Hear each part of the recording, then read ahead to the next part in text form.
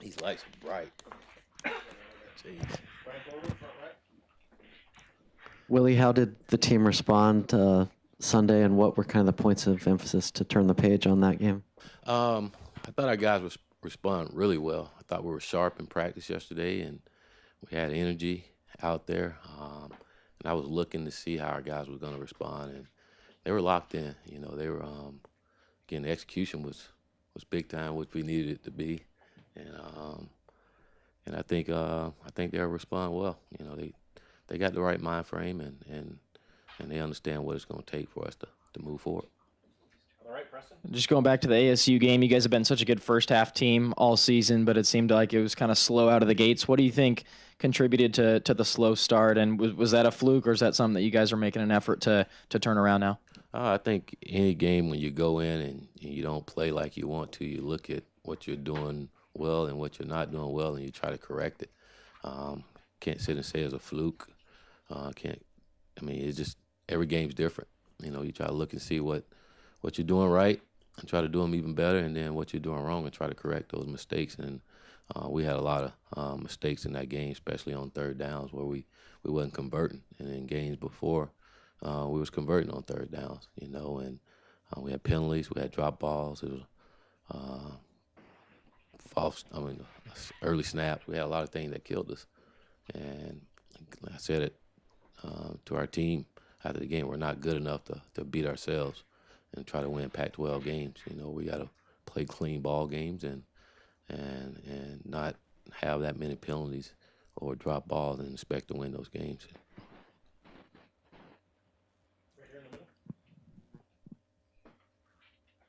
The long snapper position obviously isn't really in the limelight. What can you say about Tanner Carew and his precision and his reliability and how important he is to the team? Tanner's very important. And like you say, they don't get a lot of credit, but for him to get the ball back there, and we ask him to get it back there at a certain time and to do it consistently and get the punter the ball where he needs it in order to kick the ball. He's big, and he knows how important he is to our team. Tanner's always around here. He's always with Coach, always trying to find a way to get better and be a great teammate. And he's a really good one. I think the first couple of drives of each half, the defense maybe didn't play all that well, but for the most part, outside of that, they did. How would you grade their play and the situation they were put in because of the offense's inability to move the football? I thought that the first half, like I said after the game, the first two series, we wasn't locked in. You know, I thought after that we had made some adjustments and finished the half off the way that we needed to. And same thing coming out of halftime. I didn't think we started the way we wanted to. They drove down and got a touchdown. And but I thought our defense did some good things in the game. They made some good plays, a lot of tackle for loss, and they actually got the ball back to our offense the way we were able to come back and take the lead in the fourth quarter. But there's also some things we can get better at defense. We know we can't give up a lot of big plays. We gave up probably too many explosive plays, and we gave up too many points. You know, we got to keep people from scoring touchdowns, and that's got to be important to our guys and what we do. That's more important than yardage and anything else, is to keep them out the end zone, and that's something we got to continue to work on. Hey, Coach, after the game, players really seem to be accountable for their actions. How much of a step in the right direction is that for, you know, this team, especially coming after a loss? I think that's really important for everyone. Everyone takes credit when we win, and I think when we lose, we all should take credit for that loss. And our guys showed that the other night, and coaches and players, and that shows you that it means a lot to them, and that losing sucks. And when the guys feel that way, you get excited because you know they're gonna go out and work to see to it that those things don't happen again. You know, so our guys understood what we did wrong and that they can't happen. We got to be better at those things, and it's great for them to see that and own up to it afterwards. And say we all had a part in that, so we all can work really hard to get it right. Hey, Coach, should we take Royce Freeman's comments with a grain of salt about being unfocused and unprepared mentally, just maybe because he was so disappointed in the loss? Or do you agree that you guys came out unprepared and unfocused mentally? I wouldn't say unprepared. I thought our guys were prepared. Again, I just didn't think we played sharp. We didn't play like we had been playing on the offense side of the ball. Again, those mental mistakes, those are things that can be corrected. And I can say the energy on the sideline wasn't what it been in the past. And again, I put that on me. I didn't put as much emphasis on that in the week like I had been in the prior weeks. And our football team is not to the stage where they just do it all the time. We got to continue to stress the message and how important it is to have the energy on the sideline and the entire game. I think that's important. But again, I don't think you take Russ comments and run with it. I think if more than anything, you probably should ask Russ what he meant by that. Not run with it. I don't think he meant anything malicious. But whenever you play like that, you ask yourself were you focused or prepared. And I think our guys were prepared for them to come back and take the lead in that game. Guys knew what to do. It's just, again, executing. We didn't execute well at all. You had to play much of the game without Hodgkins. How you feel about the depth at inside linebacker right now? Coming in, we knew we didn't have a lot of depth at a lot of positions, But again, when someone go down, the next guy got to step up and be ready to play. We're not gonna sit around and cry with spoiled milk. The next guy up, and that's why we always constantly talk to our guys about being ready for that opportunity. You never know when it's gonna come, and it's on you as an individual to be ready. So and I think our guys are starting to see that as guys go down. I better make sure I practice well and be ready to go for my opportunity.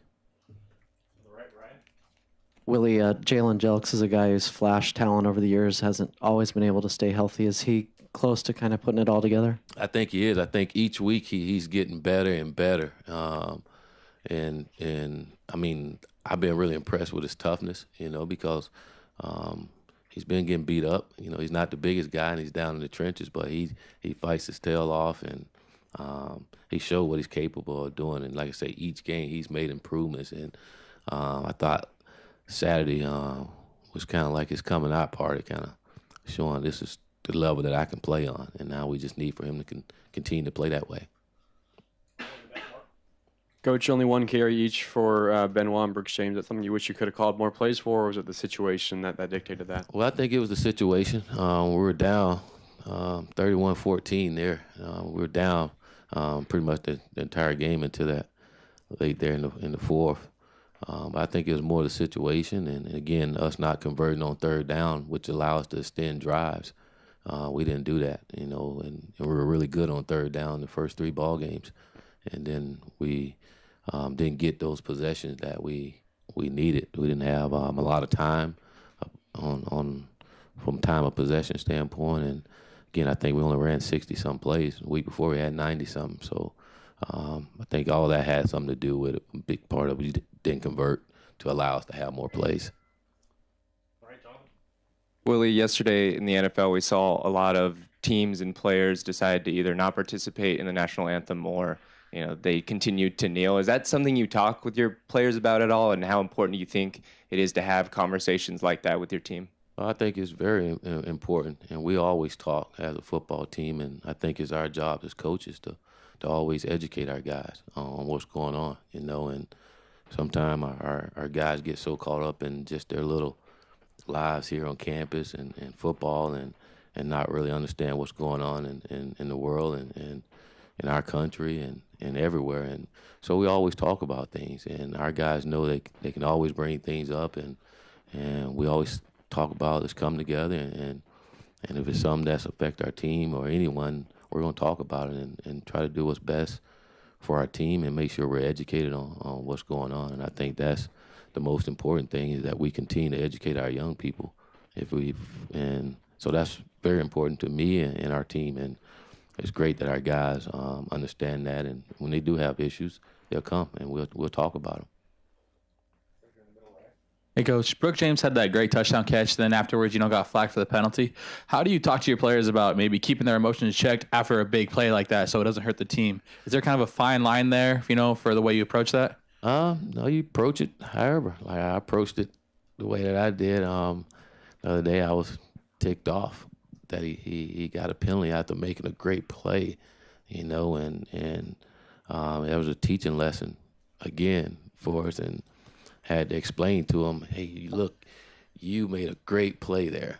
Our football team is coming back. We got the momentum. We can't allow Uncle Mo to get back on their side for something selfishly that we can control, and I probably said it a little demanding with some intensity there, but that's the way I felt then, and that's what Tony needed then, but I did go back over and grab him by the head and tell him that I love him, and the camera didn't get that, and that ticked me off. They didn't get that part, but if it would have followed me over there, I went back and told him that I love him, and we just can't do that, and he understood that, and he know where he made a mistake, and again, emotions get caught up in the game, and he was excited. We came back, and you just think about our football team and what we're going through and what we're trying to build and change the culture. He was excited. We were coming back. He made a big time play for us, but we gotta understand those things can't happen, and I think as we continue to learn how to win again, we'll do better at those things. Coach, speaking of penalties, I know you can't comment too much. Critical one happened with Apelu on the kickoff. Was there something that he should have done differently, or how can you? I looked at the video and looked over, and I couldn't find exactly why he was flagged. Can you comment on that? I'm sort of like you. I was looking forward to, and it is what it is. We got a penalty, and we just can't do what you did. I mean, he can't block him. You gotta let him go next time.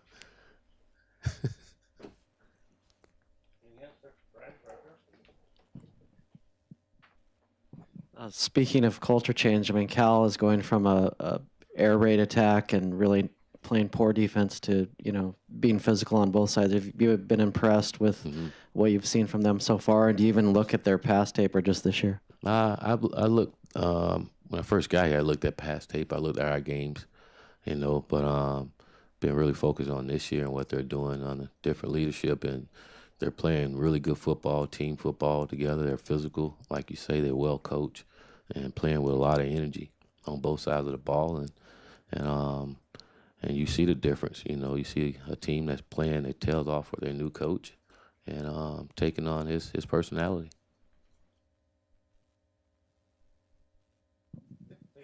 All righty.